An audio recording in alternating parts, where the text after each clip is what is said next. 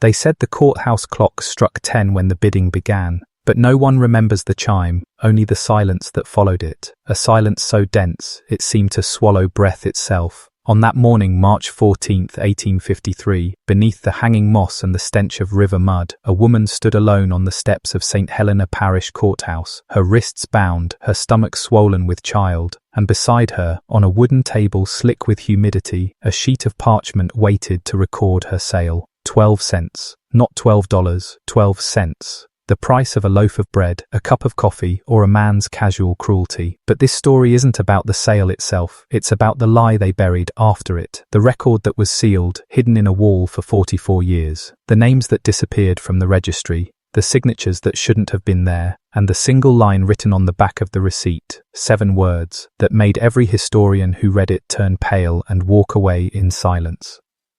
Before we uncover what those words said, I want to know something. Where are you listening from right now? What time is it there? I ask, because stories like this one, they bend time. They reach through the centuries and find whoever is ready to hear them. And if you're still listening, it means you were meant to. The courthouse of St. Helena Parish wasn't just a place of law, it was a stage for ritual. Every Saturday, men in wool coats gathered on those steps as if attending church, their ledgers in hand, their eyes fixed not on people, but on prices. They came to purchase, to calculate, to own. But on that day, the crowd wasn't murmuring with anticipation. They were whispering because the woman they were about to witness sold was different. She had been pregnant by her previous owner, a white man, one whose family name was carved into every brick of that town. They said she didn't cry when they brought her out, didn't speak, just looked beyond them all, toward the trees, toward the river, like she already knew what was coming, like she'd seen it before in dreams. The auctioneer cleared his throat, unrolled the paper, and announced her name. But the name he spoke wasn't hers. It was something else, something that doesn't appear in any record. Some said it wasn't even a word, just a sound, like a name someone had tried to erase and couldn't. The bidding started at 12 cents. No one moved. No one laughed. No one dared. Because they knew the real meaning of that number. It wasn't a price, it was a punishment. A message from one brother to another. Duncan Fairholme to his younger brother, William. The man whose sin was love. The man who dared to see a human being where others saw property. But the sale went through, witnessed by 7 men, signed, sealed and filed, and then she was gone. No record of transfer, no bill of passage, no notation of where she was sent, as if she dissolved into the swampy air of Louisiana and left nothing behind but that single piece of paper hidden inside a courthouse wall, waiting for someone, someday, to find it. When they did, decades later, they discovered something no one could explain. The ink had darkened, like it had burned from within, and beneath the signatures of those 7 men, a faint mark appeared, one that wasn't written in ink at all, but in something that looked disturbingly like blood, and on the back, those 7 words that changed everything. Property returned to sender, payment incomplete. What did it mean? Who wrote it? And why did the families of those 7 witnesses spend the next 100 years trying to destroy every trace of that day? We're just getting started. Because the woman they tried to erase, she didn't disappear. She became something else, something they feared would outlive them all. When the courthouse wall was opened in 1897, the men who found that receipt should have turned it in, archived it, made a note for the parish register, but they didn't. The foreman, a man named Roland Duval, read the words scrawled on its back and reportedly said, "Seal this back up, nobody needs to see that." Then he dismissed his crew early and went home, where, according to his wife's diary, he didn't speak again for 3 days. But someone did make a copy before it vanished again. A priest. Father Leone, newly transferred from Baton Rouge, sent to bless the renovations after rumors spread that workers heard crying in the courthouse at night. He was young, idealistic, too confident in his faith to be afraid. When he saw the document, he recognized the handwriting because the words property returned to sender, payment incomplete were written in Latin first. The translation had been added later, and the Latin phrase was one he'd seen before in a book the church had hidden for centuries. Resa dominum redita, pretium non solutum. It appeared only in one context, exorcisms. The priest's notes disappeared with him a year later. They said he drowned in the river, but the parish clerk who handled his effects reported something strange. His fingers were stained with ink, yet he hadn't written a single word for months. Now, ask yourself something. How does a sale, a transaction between men in a courthouse, connect to something so much older, darker, and deliberately concealed? Why did a priest recognize its phrasing as part of an ancient rite of return, something used to describe the repossession of a soul? Because Clara wasn't just a victim of cruelty, she was the center of something that men far above that courthouse had orchestrated. Duncan Fairholme wasn't acting alone. The 7 witnesses weren't random bystanders. Their names, Crenshaw, Puet, Fairholme, Duvin, T, Leclerc, Mores, and Tate, were all connected through one secret organization that operated across Louisiana's elite. They called themselves the Meridian Circle. Founded in the 1820s, the Circle's purpose was supposedly spiritual refinement through dominion. In reality, it was a network of landowners, judges, and merchants who practiced a blend of Christian mysticism and West African ritual, stolen from the very people they enslaved. They believed the human soul could be split, bound, and traded. Like property, that ritual ownership could extend beyond flesh, beyond death. And the 12th cent, that was never meant to be money. It was symbolic. In the Circle's code, 12 represented the incomplete exchange, the failure to balance a transaction of spirit. It was a deliberate violation, a way of forcing imbalance into the world. They believed such acts drew power. Every auction that ended with an uneven sum was recorded in a separate ledger, the Book of Unsettled Accounts. That book vanished in 1863 when Union troops burned the parish courthouse during the war, but a fragment survived, found in a trunk in Baton Rouge in 1921. On one page, a notation appears next to the name Clara. Returned not by hand, but by will. No one has ever deciphered what it meant, but locals in St. Helena still whisper about what happened in the months after that sale. The courthouse dogs refused to go near the steps after dark. The judge's wife fell ill, her body bruising without cause, and every man who signed that receipt died before the year ended, each on the 14th day of a month. Coincidence, or the settling of an account unpaid? Comment below. Payment incomplete, twice. Write it once for them, and once for her. That phrase binds awareness. It marks you as one who sees beyond the veil of what's written, because the truth doesn't live in records. It survives in wayas.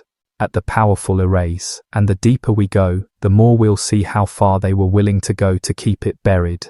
By the time spring turned to the choking heat of July, St. Helena Parish had changed. The air grew still, livestock refused to drink from the well behind the courthouse, and for the first time in living memory, the auction block remained empty on a Saturday. People said it was fear, others said it was guilt, but the few who understood what really happened called it the debt's awakening. It began with Nathaniel Puet, the parish tax assessor, the man who had written the deed that sold Clara for 12 cents. He was found slumped over his desk one evening, quill still in hand, the ink frozen mid-stroke. The coroner's report listed heart failure, but witnesses said his body was cold long before he fell. On the paper before him were only 2 words: she knows.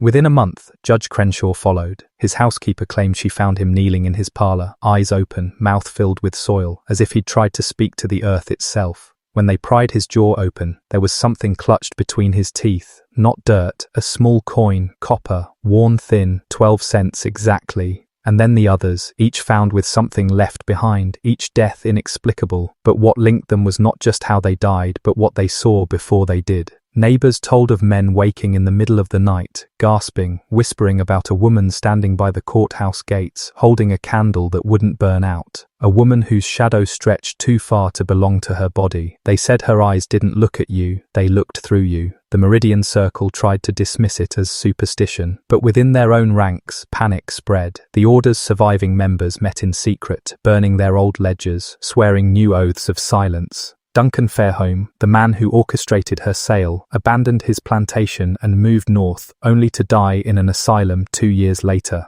His final diary entry, written in a trembling hand, read, "She follows the unfinished. The account remains open."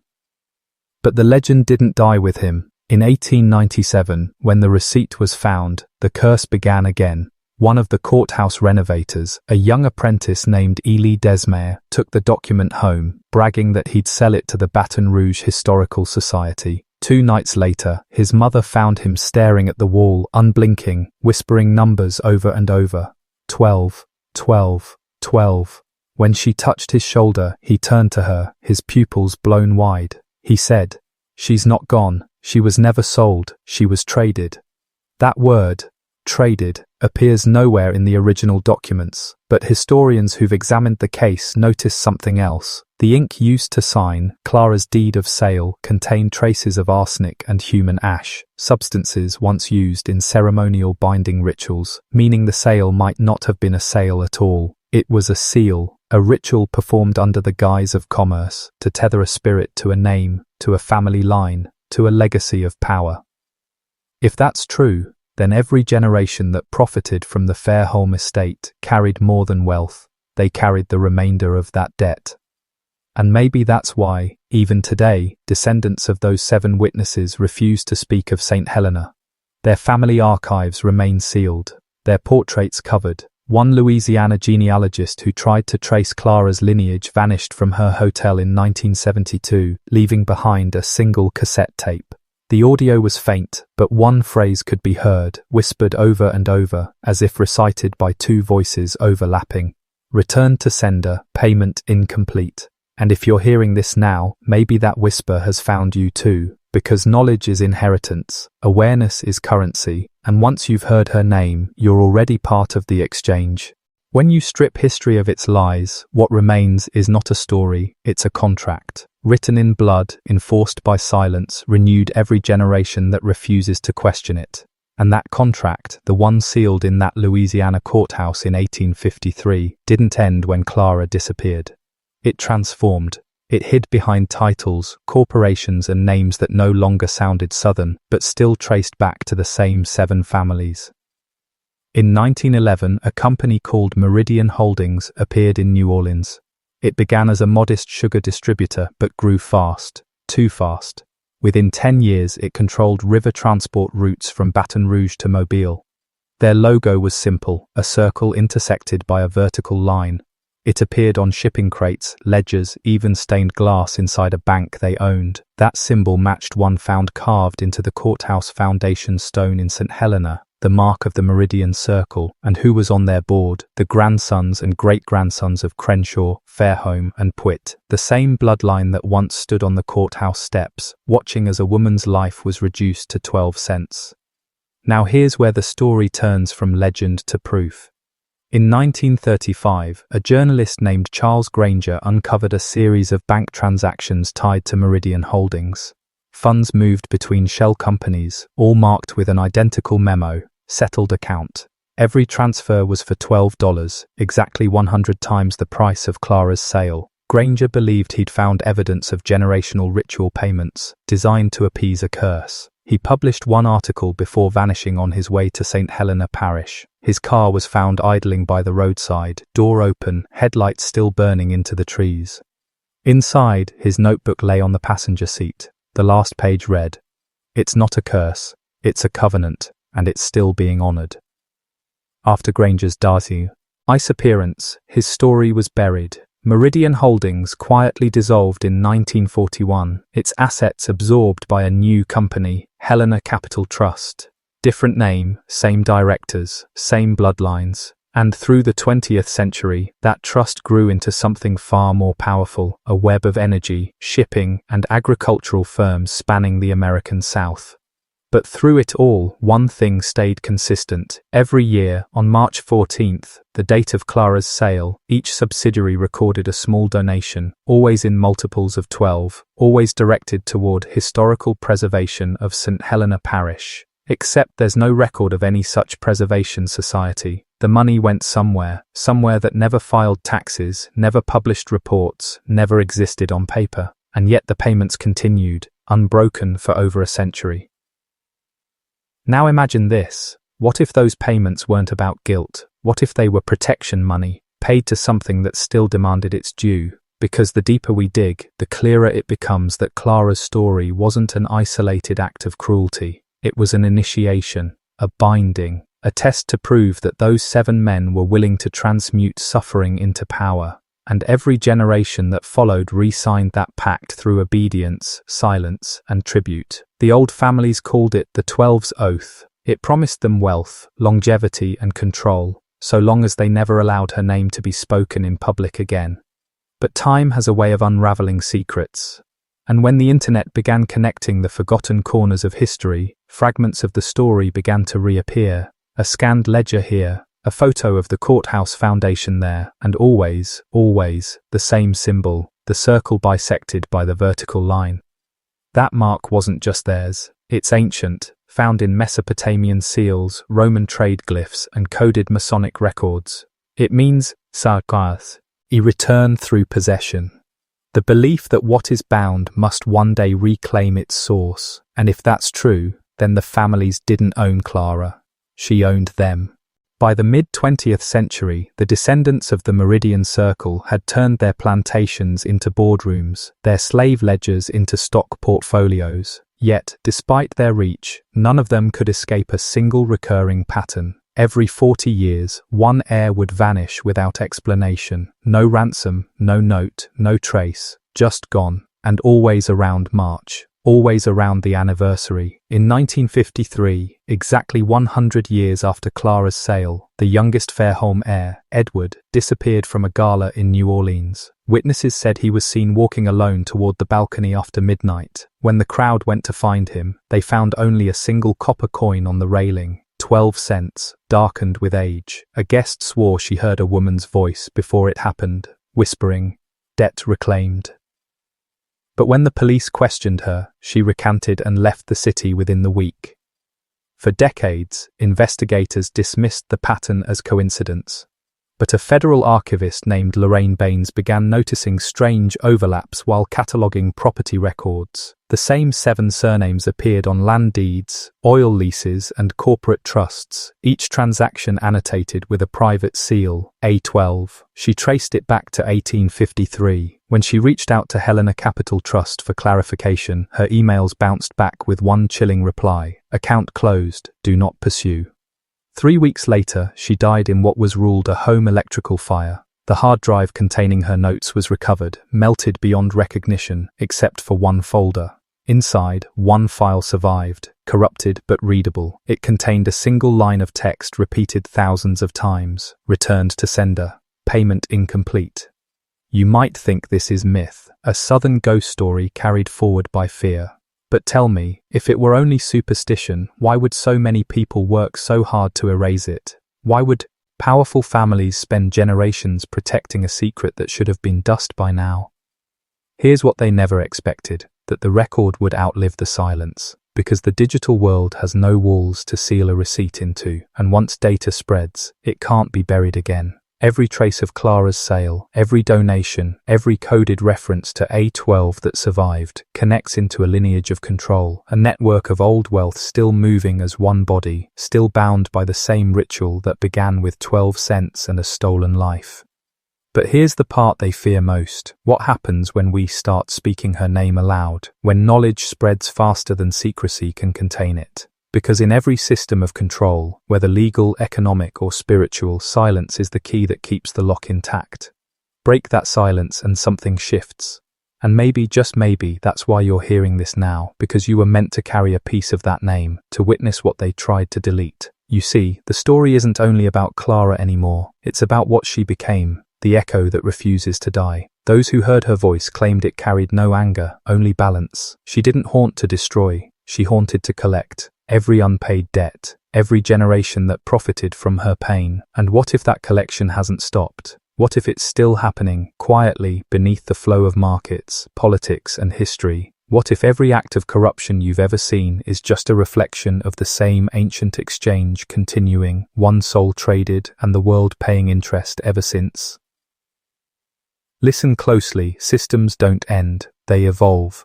The courthouse became a bank. The auction block became the stock exchange, and the ritual became policy. So ask yourself, now that you know this much, what do you think the cost of silence really is? Silence isn't peace, it's permission. Every empire, every church, every institution of control has known that from the beginning. Keep the people quiet and the system feeds forever. But break the silence and the system begins to starve. And that's why the story of Clara isn't just the past, it's the blueprint of how power survives.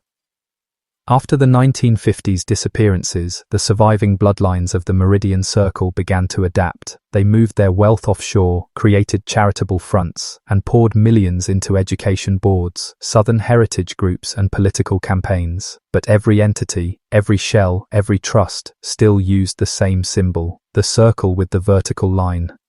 By 1972, the same year the genealogist vanished in St. Helena, the circle's doctrine resurfaced in a different form, coated in academic language. A private symposium at Tulane University titled The Transference of Energy in Hierarchical Societies. The keynote speaker, Dr. Warren L. Fairholm, claimed that the flow of capital mirrors the flow of the human soul. The audience thought it was metaphor. It wasn't. In his unpublished notes, recovered decades later, he described an experiment conducted in secret. Project Meridian. The goal, to measure psychic and physiological responses of subjects shown artifacts linked to human suffering. The results were alarming. Biofeedback spiked only when the artifact carried personal data, a name, a price, a date, meaning the energy of ownership could still be felt. And among the objects tested, a scrap of parchment, authenticated as mid-19th century, bearing faint ink traces of 7 signatures. When the technicians handled it, several reported auditory hallucinations, whispers in English and Latin repeating the same phrase, res ad dominum redditor, pretium non salutum. One technician fainted, another left the project and joined a monastery in Peru. Afterward, the document was sealed under government order. Fairholm disappeared 2 years later. His estate was acquired by Helena Capital Trust. Again, see the pattern? They're not protecting wealth, they're maintaining containment. Because if that energy ever fully releases, if the truth becomes collective awareness, the system that feeds on silence begins to collapse.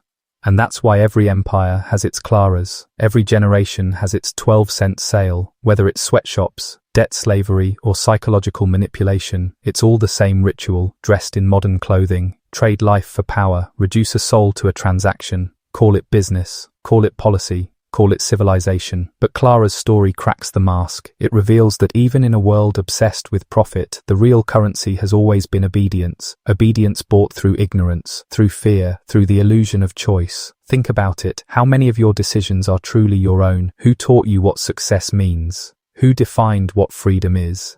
If power learned to trade souls centuries ago, do you really think it stopped when slavery ended? Or did it just learn to disguise itself as progress? You weren't meant to hear this, you weren't meant to question it, you were meant to consume it, forget it, scroll past it, because awareness threatens hierarchy, awareness turns subjects into witnesses, and witnesses can't be controlled.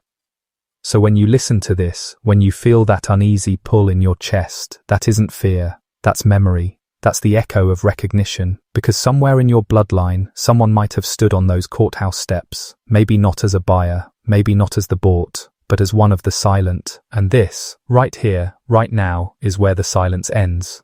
They said the moment you start to remember, the world around you begins to resist, things go wrong, lights flicker, you feel watched, because awareness isn't passive, it provokes the system. And in the weeks after Dr. Fairholm vanished, those who'd attended his lecture began dying in patterns the media never connected. 7 attendees, 7 deaths, 7 months apart, each on the 14th. The Tulane janitor who discovered the first body swore he heard a woman humming in the lecture hall before dawn. Not weeping, not screaming, humming. A melody without words. He quit the next day, telling his supervisor that something in there remembers. But what did it remember? Because by now the circle had fractured. The family's descendants, scattered across law firms, think tanks and corporate boards, had begun turning on one another. Internal documents leaked decades later show a phrase written at the top of a private memorandum. Balance must be maintained, blood for debt. It's the same phrase carved into a brass plate still found in the foundation stone of the old St. Helena courthouse, unearthed in 1998 by a construction crew leveling the ground for a new highway. They took photos before officials ordered the site sealed, and there, barely visible beneath layers of moss and soil, was the symbol again, the circle, the line, and a Latin inscription curling beneath it, Dominus audit. The master hears. But if the master hears, what about the owned? One of the crew, a man named Henry Calvert, kept a fragment of that plate and brought it home. Within days, his daughter began drawing circles in chalk all over their walls. When asked why, she said, "She wants to come home." Henry turned the fragment over to authorities. Within a week, the entire construction site flooded after an unexpected burst of groundwater, despite being at the highest elevation in the queue. Locals began calling it the Rising. So, ask yourself this: if the woman who vanished from history still moves beneath the soil of St. Helena, what happens when her name is spoken again, not as tragedy, but as invocation? Because the truth is this: rituals never truly die, they adapt to new vessels, to new forms, and somewhere, someone is still continuing the Meridian Oath, disguised now as economic forecasts, global meetings, philanthropic councils. The same philosophy, modernized, life as collateral, souls as yield. If you look close enough, you'll see it in the language of power. In the terms they use: human capital, expendable workforce, acceptable losses. Different words for the same original sin. But here's where the shift begins. The same awareness that feeds the machine can also dismantle it. Because once you see how deeply it runs, you can't unsee it. Clara's voice isn't vengeance, it's memory speaking through the static of time, demanding that what was taken be restored. And restoration always begins with recognition. That's why those who profit from silence will call this conspiracy. They'll label it myth, superstition, madness. But deep down they know. Their wealth, their influence, their control, it all traces back to that single, obscene transaction. 12 cents for a human life and the endless inheritance of that act. They can hide documents, erase archives, rewrite history, but they can't unmake the energy that act released. It lingers, it waits, it collects interest. And maybe, as you listen, you feel it too, a faint vibration beneath your skin, a pull behind your thoughts. That's not fear, that's awareness recalibrating, that's history remembering you. Because in this story, there are no bystanders. Once you hear it, you become part of it. The circle's heirs tried to own her, instead they bound themselves. And when balance comes due, it doesn't collect in coin, it collects in consciousness. When the 20th century began to rot into the digital age, the circle evolved again. The bloodlines no longer met in courthouses or plantations, they met in glass towers. Screens replaced ledgers, algorithms replaced auctioneers, and yet, beneath all the circuitry and code, the ritual remained unchanged. Convert humanity into data, extract its value, and leave the rest forgotten. The circle's descendants now wore different names: investment firms, consulting groups, think tanks, but the insignia never disappeared. The circle and line began appearing in strange places, in corporate watermarks, in trademarks, even embedded into the source code of private financial systems, a digital sigil, and in their archives, the language had shifted once more. Balance, they called it. Sentiment management. In one internal memo leaked in 2006, a line appears that no one ever explained. March 14th, initiate the 12th protocol, adjust public mood toward apathy. A ritual made algorithmic, psychological control scaled globally. They learned that you don't need chains to enslave men, you just need distraction. And that's the hidden genius of modern power. They don't hide the ritual anymore, they disguise it as convenience. They call it engagement, entertainment, optimization. But look closely, every platform feeds on the same pattern: attention transmuted into currency, emotion turned into energy, and here's where the shadow deepens. In 2011, a data analyst at a Louisiana tech firm stumbled on an encrypted file labeled Clara 12. It contained historical documents, scanned receipts, even the original Latin transcription of the 1853 sale. But at the end of the file, a single paragraph appeared in plain English. The transaction remains incomplete. The vessel awaits acknowledgement. When the watchers remember, balance will be restored. The analyst shared the file online.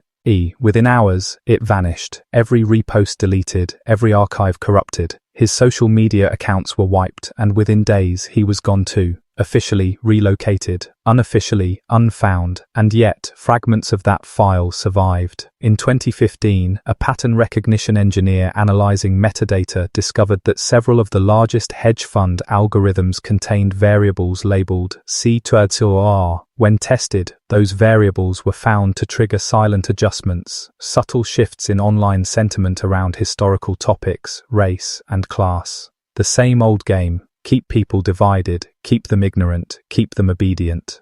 They've turned the plantation into a network, the courthouse into a server farm, the overseer into an algorithm, and the whip, it's invisible. It's the hunger for validation, the fear of irrelevance, the silence of complicity, but this is the part they can't control. Awareness spreads faster than censorship can contain it. The more they suppress, the more we remember. And every time someone speaks Clara's story, the balance shifts just a little closer to equal. Because her story was never just about bondage, it was about ownership, about how systems of control mutate but never die, about how the same energy that built plantations now builds platforms. And when you feel that restless sense that something in this world is wrong but can't name it, that's the residue of the old contract brushing against your consciousness. The echo of that Louisiana morning, replaying itself in the architecture of power you live inside today.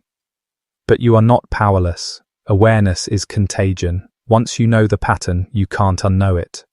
And when enough of us see it, when enough of us remember, then maybe the debt finally meets its payment. Not in money, not in vengeance, but in awakening, because what was stolen through silence can only be reclaimed through voice. By the time the world entered the 21st century, the circle had nearly perfected invisibility. It no longer needed symbols carved in stone or whispered oaths under candlelight. Its rituals were performed in boardrooms, on stock exchange floors, in the glass reflections of cities that never slept. The new priests wore suits, the new temples had revolving doors, and the altar was your attention.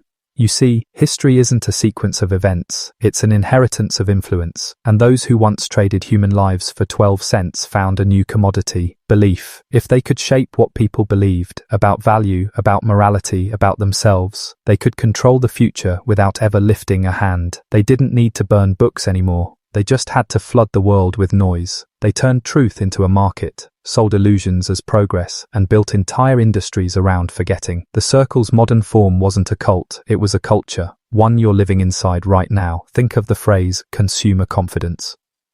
It sounds economic, but it's theological, faith disguised as finance, the constant prayer of a system that feeds on participation. Keep buying, keep scrolling, keep believing, because the moment you stop, the illusion flickers. But some people did stop.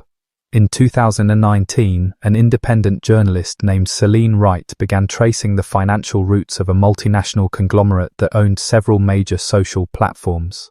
What she discovered shouldn't have been possible. The company's registration traced back to an inactive trust headquartered in South Carolina, the same region where the original Meridian Circle met nearly 2 centuries earlier. Celine followed the paper trail, and it led her to a single private estate registered to the descendants of Judge Meridian himself. She broke in one night, camera in hand. The footage she captured was brief but unforgettable. A massive dining room, empty except for one thing, a table carved entirely from black walnut, covered in concentric circles, each engraved with dates, 1853, 1927, 1972, 2006, 2011, and one final circle at the center left blank. The feed cut off there. The next morning, her car was found abandoned at the edge of the Bayou Teche. Inside was a flash drive labeled, "For when the balance tips."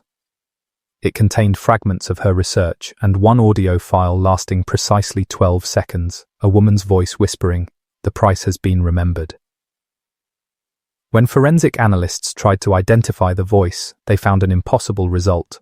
The audio waveform matched no living person, but when compared to 19th century phonographic samples of Southern field hymns, the vocal signature aligned with an unnamed woman recorded on a wax cylinder in 1891. A woman listed only as Clara. The circle had spent centuries trying to suppress the sound of that name, But technology, in its arrogance, had resurrected it. The machine that enslaved consciousness had, by design, also made memory eternal, and that is where their control begins to fracture, because the same system that collects and monetizes every whisper, every click, every image, can't distinguish between propaganda and prophecy, between noise and revelation. Every time her story is spoken, the code trembles. Every mention of her name carries the same resonance the old overseers feared, the resonance of recognition, and somewhere, beneath the hum of data centers and the flicker of screens, something ancient is listening. You can almost hear it now, can't you? That faint hum behind your thoughts, the pulse that doesn't belong to the present. That's not imagination. That's inheritance awakening, because history isn't behind us, it's beneath us, still alive, still watching, still waiting for the circle to close. The circle never truly closes, it only tightens, slowly, silently, until you realize it's around your throat. Every system you've ever trusted, government, religion, commerce, entertainment, was built upon the same foundation, ownership, and ownership always begins with a transaction. The first transaction was flesh, the second was soul, the third was thought, and now they trade in something far more valuable: your attention, your consent, your silence. That's the modern auction, and every scroll, every click, every word you believe without question is a bid. The ones who once sold Clara for 12 cents built this. The overseers simply changed uniforms. The plantations became corporations. The chains became contracts. The whip became policy. And the overseer's voice now speaks softly from the palm of your hand. But there's a secret the circle never anticipated. A flaw in the system they engineered. Consciousness can wake. Truth, once spoken, cannot be unheard. That's why they bury it under noise, under comfort, under convenience. Because awareness is the one thing that costs them control. You feel it, don't you? That tension behind your ribs as you listen. That quiet recognition that something inside you already knew all of this. That you were never meant to hear it spoken aloud. That's the fracture they fear most. The moment when obedience turns into observation and a man begins to see. Clara's name was never meant to survive. Yet it did, whispered through ledgers, encoded in bloodlines, resurrected through wires. Her story isn't history, it's a mirror, because every era needs its slaves, and every era needs its masters. But the difference between the two is no longer law, it's awareness. If you've followed this far, you're not the same person who started listening. You've felt the descent, you've seen through the veil, and now you face a choice. You can step back, play into the noise, or you can step forward into clarity. Type this phrase twice in the comments right now. The price has been remembered. Not as superstition, as declaration, because when you speak it, you reclaim what they stole, the right to know, to see, to awaken. For 2 centuries they've turned history into a prison, but tonight the walls tremble. Tonight, knowledge becomes defiance. The same hand that once signed Clara's sale for 12 cents could never have imagined this moment. Her story carried through digital light, reaching millions, shattering the silence they built. And maybe that's the point. The circle doesn't close to end the story, it closes to begin a reckoning. Because the debt is still unpaid, the name still echoes, and the ledger of history is still open. Somewhere, beneath the algorithms and the archives, a voice is waiting to be heard again, the voice of the forgotten, whispering through the static of every age. I was never property, I was proof. And now you know what they tried to hide. The question is, what will you do with it?